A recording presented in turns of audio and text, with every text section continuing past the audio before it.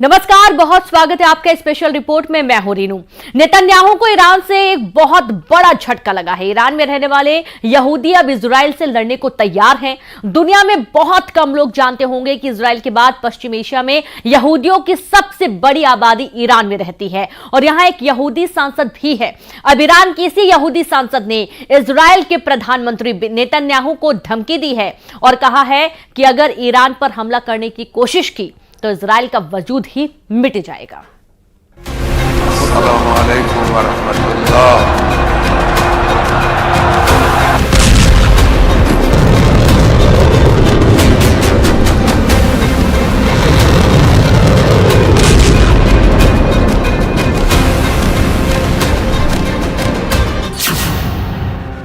Israel को मिटा देगा ईरान का यहूदी लड़ाका। 1 अक्टूबर 2024 को 2000 बैलिस्टिक मिसाइलों से हमला करने वाला ईरान क्या इजराइल पर फिर भयंकर हमले करने जा रहा है? ऐसे दावे क्यों किए जा रहे हैं कि ईरान के समर्थन में यहूदियों का एक वर्ग इजराइल का वजूद मिटाने की तैयारी में जुट गया है? क्या वाकई ईरान के सुप्रीम लीडर अली खामनेई के पास यहूदी ब्रिगेड है जो इजराइल का वजूद मिटा सकती है? ये दावे और कयास इसलिए लगाए जा रहे हैं क्योंकि ईरान में एक यहूदी सांसद ने ऐसा बयान दिया है जिसने प्रधानमंत्री नेतन्याहू के साथ साथ रक्षा मंत्री योव गैलेंट और इजराइल के टॉप कमांडो के होश उड़ा दिए हैं। ईरान के इस यहूदी सांसद का नाम हुमायूं सामेह याह नज़फ़ाबादी है, जिसने प्रेस टीवी पर बहुत बड़ा दावा कर दिया है। खामनेई की यहूदी ब्रिगेड नेतन्याहू से लेगी बदला। ईरान में एक यहूदी सांसद हुमायूं सामेह याह नज़फ़ाबादी ने इजरायली प्रधानमंत्री बेंयामिन नेतन्याहू को धमकी देते हुए कहा है 1 अक्टूबर को मिसाइल हमले के जवाब में अगर शिया देश ईरान पर इजराइल हमला करता है तो ये नेतन्याहू सरकार की मूर्खता साबित करने वाला कदम साबित होगा। यहूदी सांसद हुमायूं ने नेतन्याहू सरकार को चेतावनी देते हुए प्रेस टीवी पर कहा है कि इजराइल को एक बार फिर से ईरान नया हमला करके चौंका सकता है।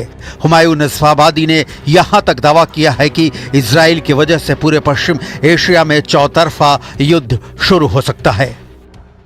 इस वक्त इजराइल को दो तरफ से चुनौती मिल रही है। एक तरफ से हिजबुल्लाह लगातार नॉर्थ इजराइल में हमला कर रहा है और दूसरी तरफ ईरान इजराइल पर एक बड़े हमले की तैयारी कर रहा है। समझा यही जा रहा है कि वो हमला 1 अक्टूबर से बहुत ही ज्यादा भयानक होगा। कई लोगों के दिमाग में सवाल कौंध रहा होगा कि ईरान में यहूदी कहां से आ गए हैं और यहूदियों के कट्टर दुश्मन माने जाने वाले ईरान का साथ यहूदी क्यों देंगे। हम आपको एक चौंकाने वाला आंकड़ा दिखाते हैं जो साबित करता है कि ईरान में मौजूद यहूदी पूरी तरह से ईरान के सुप्रीम लीडर अली खामनेई के वफादार हैं। वो जितनी मोहब्बत अली खामनेई से करते हैं उससे कहीं ज्यादा नफरत ईरान के यहूदी नेतन्याहू और इजराइल से करते हैं। जरा देखिए इस वक्त ईरान में कितने यहूदी रह रहे हैं। साल 2022 में जारी हुए आंकड़ों के मुताबिक ईरान में इस वक्त 9,200 से ज्यादा यहूदी रहते हैं। पश्चिमी एशिया में इजराइल के बाद सबसे ज्यादा यहूदी ईरान में ही रहते हैं। 1948 तक ईरान में 1 लाख यहूदी रहा करते थे, लेकिन बदले हालातों की वजह से अब ईरान में 9,200 यहूदी बचे हैं। ईरान में रहने वाले यहूदियों को ईरान का वफादार माना जाता है। इसीलिए ईरान के यहूदी सांसद हुमायूं सामेह याह नज़फ़ाबादी दावा कर रहे हैं कि ईरान को इजराइल नहीं हरा पाएगा।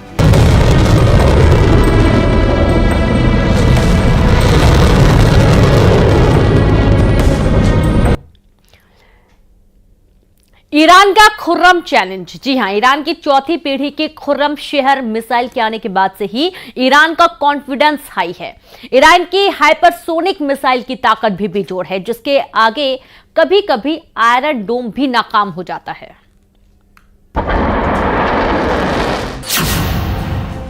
खामनेई का खुर्रम चैलेंज ईरान को हराने वाला पैदा नहीं हुआ। 1 अक्टूबर को इजराइल पर मिसाइलों की बारिश करने वाले खामनेई भी अब आर पार की जंग करने को आमादा हो चुके हैं। मिडिल ईस्ट के दावों के मुताबिक ईरान को लग रहा है कि अगर इजराइल पर जल्दी ही दोबारा अटैक नहीं किया तो इजराइल ईरानी सेना के टॉप कमांडर और नेताओं को भी उसी तरह से टारगेट किलिंग कर सकता है जैसे हमास और हिजबुल्लाह के धाकड़ नेताओं और कमांडरों को मारा गया है।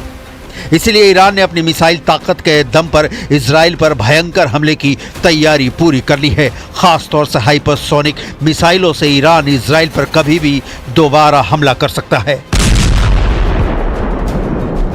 अब आप जरा ये जान लीजिए खामनेई मिसाइलों से ही इजराइल पर हमला करने पर क्यों उतारू हैं। ईरान का जरा ये वीडियो देखिए। इस वीडियो के बारे में ईरान का दावा है कि ये सुरंग बंकर जमीन से 500 मीटर की गहराई में एक पहाड़ी के नीचे मौजूद है। इस सुरंग बंकर में ईरान के F4 फैंटम जेट से लेकर क्रूज, बैलिस्टिक और हाइपरसोनिक मिसाइलों को साफ देखा जा सकता है। इस वीडियो में यह भी दिखाया गया है कि ईरान की मिसाइलें जबरदस्त हमला करने जा रही हैं। ईरान की ये मिसाइलें हर तरफ से लॉन्च हो रही हैं। Centre for strategic and international studies यानी CSIS में मिसाइल थ्रेट प्रोजेक्ट की 2021 की रिपोर्ट के मुताबिक ईरान के पास हजारों बैलिस्टिक और क्रूज मिसाइलें हैं जिनकी रेंज अलग अलग है। इसी साल अप्रैल 2024 में इजराइल पर किए गए ईरान के पहले हमले के बाद ईरानी न्यूज आउटलेट ISNA और द ईरान प्रीमियर के जरिए ईरान की मिसाइल क्षमता के बारे में जानकारी दी थी, जिसमें ईरान के ऐसी 9 मिसाइलों को दिखाया गया था जो इजराइल को पूरी तरह से तबाह कर सकती हैं। और ईरान ने ऐसा करके भी दिखा दिया है। हम आपको बता दें कि अमेरिकी वायुसेना के जनरल केनेथ मैकेंजी ने 2023 में कांग्रेस को बताया था कि ईरान के पास 3000 से ज्यादा बैलिस्टिक मिसाइलें हैं। ये रिपोर्ट 2.5 साल पहले की है। अब तो और भी ज्यादा बैलिस्टिक मिसाइलें ईरान के पास हो सकती हैं। कुछ रिपोर्ट में तो यहां तक दावा किया गया है कि ईरान के पास 2 लाख से ज्यादा मिसाइलें हैं जो इजराइल को आसानी से तबाह कर सकती हैं।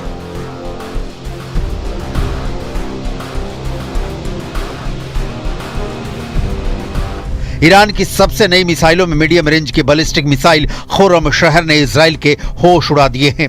ईरान के खुर्रम शहर के नाम पर बनी खुर्रम शहर मिसाइल की रेंज 2000 किलोमीटर है।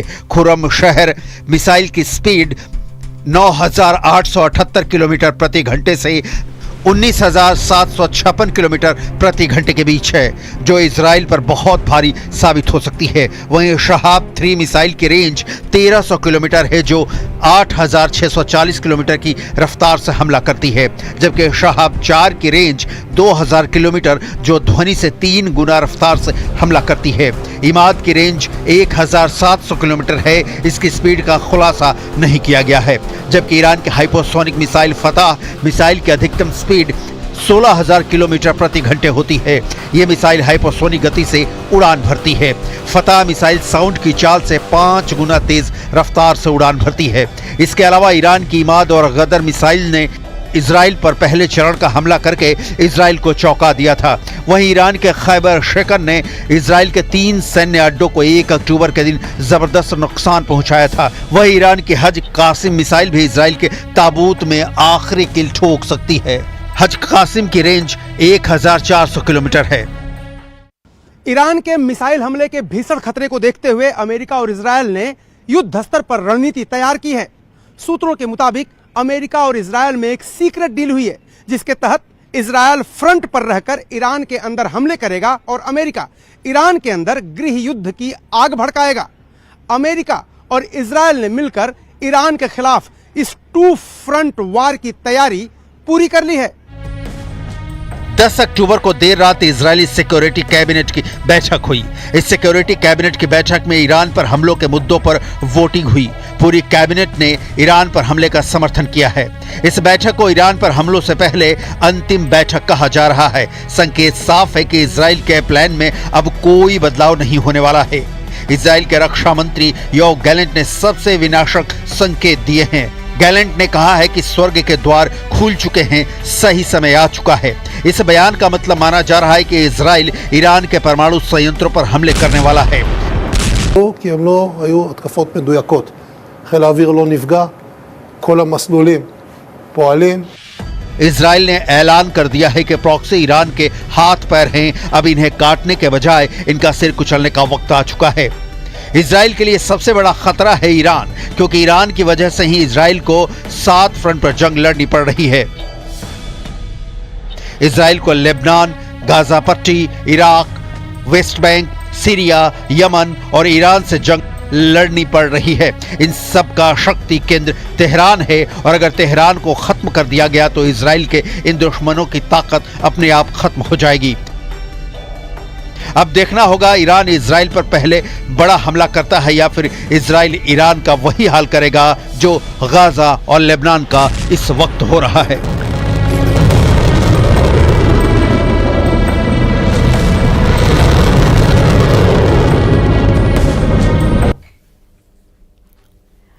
इजराइल ने लेबनान के बारजा में बहुत बड़ा हवाई हमला किया। आईडीएफ की एयर स्ट्राइक में कई बहुमंजिला इमारतें जमींदोज हो गईं, तो वहीं दक्षिणी लेबनान के नाकोरा में भीषण लड़ाई जारी है।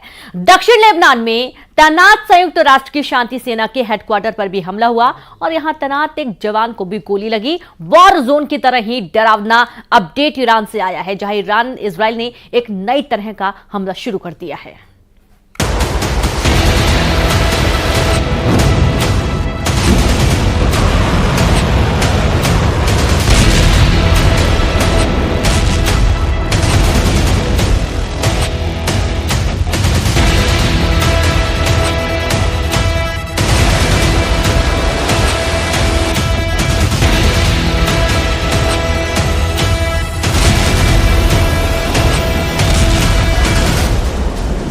एक अक्टूबर को ईरान ने जहां टारगेट सेट किए थे वहीं पर 200 मिसाइलें गिरी, फटी और इजराइल धुआं धुआं हो गया।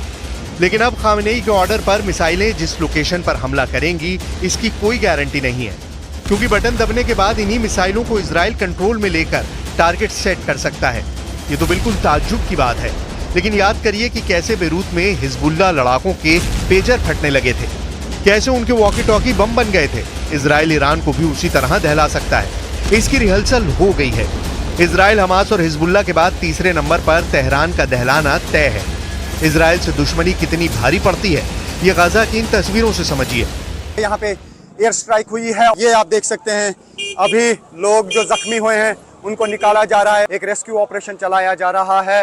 लगातार इसराइल की तरफ से हमले किए जा रहे हैं और हिजबुल्लाह भी लगातार इसराइल पर नॉर्थ के साइड से हमले कर रहा है। तो फिलहाल ये जो आप इर्द गिर्द देख रहे हैं ये रिलीफ एंड रेस्क्यू ऑपरेशन की टीमें हैं जो यहाँ पे अभी पहुँची है। अभी ये कह पाना मुश्किल है कि अंदर क्या हुआ है, लेकिन यहाँ से ये है ग्राउंड जीरो की रिपोर्ट। शुक्रवार रात से उठा जबालिया में बारूदी जलजला अब जाकर शांत हुआ, लेकिन इसकी चपेट में आकर 22 लोग बेमौत मारे गए। 90 की जिंदगी दांव पर लगी है। इजराइल इसी तरह वेस्ट बैंक में हमास को बेरहमी से पीट रहा है, लेकिन रफा में कासिम ब्रिगेड जोरदार पलटवार करने लगी है।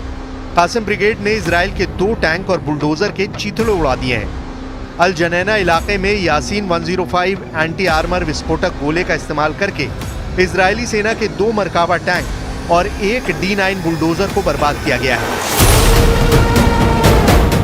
हालांकि हमास और हिजबुल्लाह दोनों को तेहरान से आए अलर्ट ने सन्न कर दिया है। ईरान में 11 अक्टूबर को कुछ ऐसा हुआ जिससे ईरान की मिसाइल लॉन्च तो होगी, लेकिन फटेगी वहां जहां नेतन्याहू चाहेंगे। हिजबुल्लाह के रॉकेट उड़ेंगे, लेकिन फटेंगे वहां जहां इजराइल की आर्मी तय करेगी। हमास और हूती के हथियारों का यही हाल होने वाला है। इजराइल के दुश्मन अब अपने ही हथियारों से जलेंगे। नेतन्याहू ने साइबर युद्ध शुरू कर दिया है। इजराइल हाईटेक लड़ाई से सभी दुश्मनों का सफाया करने जा रहा है। पहले गजा, फिर बेरूत और अब तेहरान का नंबर। इजराइल के टारगेट सेट है, टाइमिंग फिक्स है, तबाही का लेवल भी लॉक है। एक एक कर दुश्मनों का सफाया, शहरों की बर्बादी, दुश्मन ग्रुप की पूरी लीडरशिप का खात्मा। नेतन्याहू ने हमास और हिजबुल्लाह को जिस तरह कुचला है, उससे भी खौफनाक अंजाम ईरान को भुगतना पड़ सकता है। इसका ट्रेलर 11 अक्टूबर को इजराइल ने दिखा दिया है। शनिवार को ईरान की वॉर लाइफलाइन हैक कर दी गई थी। इजराइल ने ऐसा कुछ किया जिससे तेहरान में कोहराम मच गया। आधी रात को इजराइल वॉर रूम ने यह मैसेज सोशल मीडिया पर पोस्ट कर तेहरान को थ्रेट से अलर्ट भी कर दिया है। ईरान में साइबर अटैक हुआ। इस अटैक के मायने क्या हैं? क्या ईरान में सब कुछ इजराइल कंट्रोल कर सकता है? डिटेल डरावनी है, इजराइल के दुश्मनों के लिए भयानक। जानेंगे नेतन्याहू का most powerful war plan. 200 missile हमलों के बाद का पूरा ब्लूप्रिंट। मगर वॉर जोन का ये विध्वंसक दृश्य देखने चलिए। हाइफा, गैलीली और लेबनान बॉर्डर पर इजराइल की जमीन जल रही है। देख सकते हैं तस्वीरों में कि ये जो घर है वो पूरी तरह से उजड़ गया है और कुछ ऐसे मिसाइल और रॉकेट प्रोजेक्टाइल होते हैं जो बासिंदे जो यहाँ के हैं इजरायली, उनके घरों तक पहुंच जाते हैं। अब आप देखिए तस्वीर कि जो यहाँ पर मिसाइल गिरी उसकी वजह से ये जो सोलर सिस्टम है, पानी गर्म करने के लिए बेसिकली ये सोलर सिस्टम है, वो पूरी उसके कांच जो है टूट गए हैं, बिखर गए हैं। देखिए कांच के टुकड़े आपको दिखाई दे रहे हैं। ये सोलर सिस्टम पूरी तरह से नष्ट हो गया है।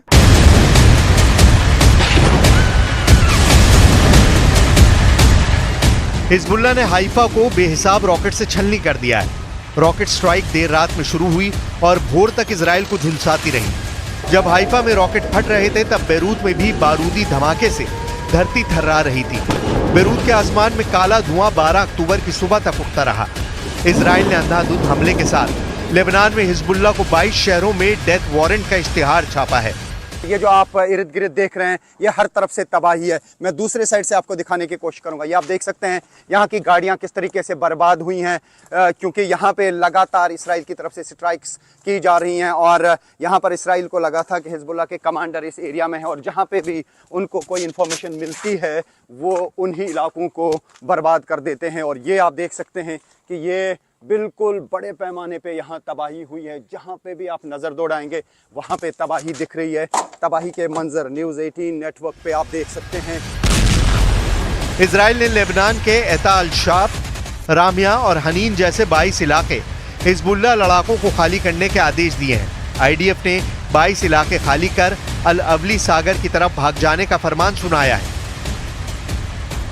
दक्षिणी लेबनान में इजराइल ने तूफानी हमले शुरू कर दिए हैं। इजराइल ने लेबनान के माइसरा, केसरवेन पर भीषण हमले किए हैं। दक्षिण लेबनान के बारजा में भी आईडीएफ ने जंगी जेट से बेहिसाब बम बरसाए हैं। उधर बेरूत में भी इजराइल बारूद की मात्रा कम नहीं पड़ने दे रहा है। इस बीच बेरूत में मारे गए हिजबुल्लाह के टॉप कमांडर्स और ईरान के कमांडर के शवों की शिनाख्त भी हो गई है। ईरान की इस्लामिक रेवोल्यूशन गार्ड्स कॉर्प्स के टॉप कमांडर अब्बास नील फुरुशान की डेड बॉडी भी मिल गई है। IRGC कमांडर अब्बास की मौत नसरल्लाह पर हुए हमले में हुई थी। कितनी तबाही हुई है यहाँ पे, मैं यहाँ से दिखाने की कोशिश करूंगा आपको कि यहाँ पे रॉकेट गिरे हैं और रॉकेट की वजह से आप देख सकते हैं बिल्डिंग्स में यहाँ पर क्या तबाही हुई है। सब कुछ बिखरा पड़ा है और कई लोगों की मौत हुई है इस हमले में। और लगातार इसराइल की तरफ से रॉकेट्स दागे जा रहे हैं और हिजबुल्लाह की तरफ से भी अटैक किए जा रहे हैं।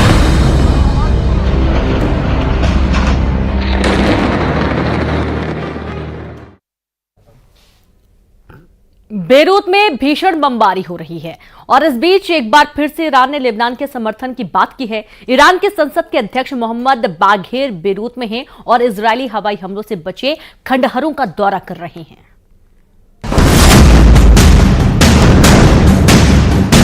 बेरूत की बर्बादी की तस्वीरें ईरान के संसद के अध्यक्ष मोहम्मद बाघेर गालिबफ ने भी महसूस की। ईरान दौरे पर पहुंचे गालिबफ ने बेरूत में उस जगह का दौरा किया जहां नसरल्लाह मारा गया। बारूदी खंडर के ढेर को देख ईरान के पूर्व सैन्य कमांडर गालिबफ का खून खौल गया। गालिबफ ने नसरल्लाह की मौत की जगह से ऐलान किया है कि सुप्रीम लीडर खामनेई ने इजराइल की तबाही तक हिजबुल्लाह का युद्ध में साथ देने का ऐलान किया है। अपने भाषण के बाद गालिबफ ने लेबनान के कार्यवाहक प्रधानमंत्री नजीब मिकाती से मुलाकात की है।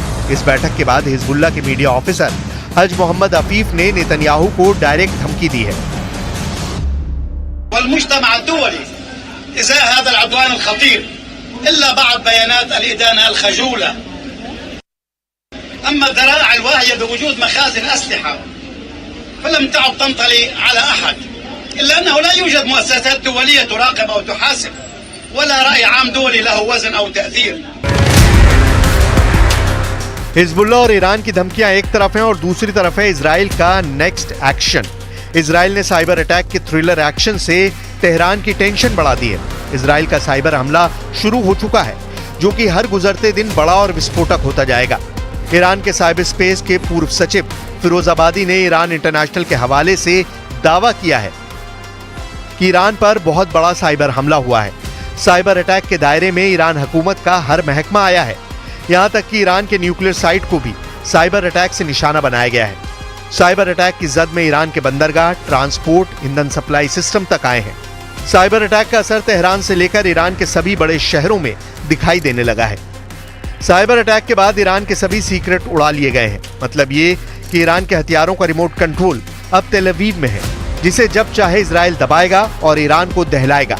हाईटेक लड़ाई में इजराइल की साइबर आर्मी बेजोड़ मानी जाती है, जो जब चाहेगी तेहरान को कबाड़ खाने में बदलने का दम रखती है।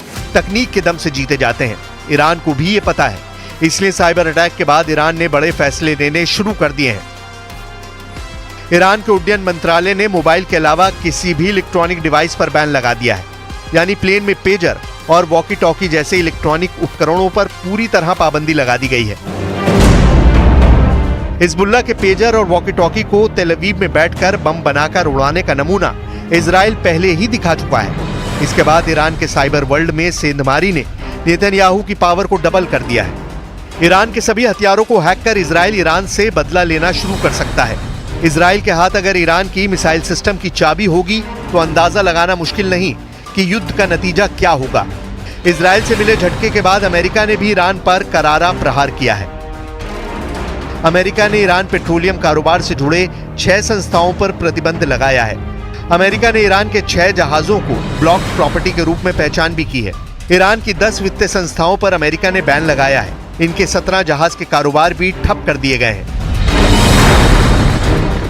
ईरान पर मैक्सिमम प्रेशर बना हुआ है। इजराइल कभी भी 1 अक्टूबर का बदला लेना शुरू कर सकता है।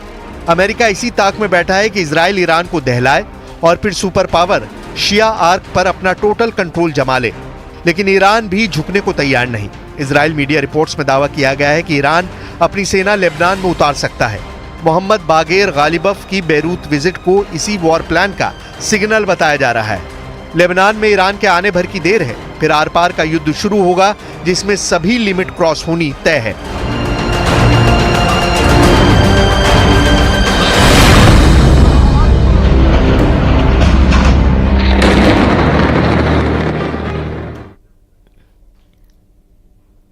इसी के साथ स्पेशल रिपोर्ट में इतना ही। नमस्कार।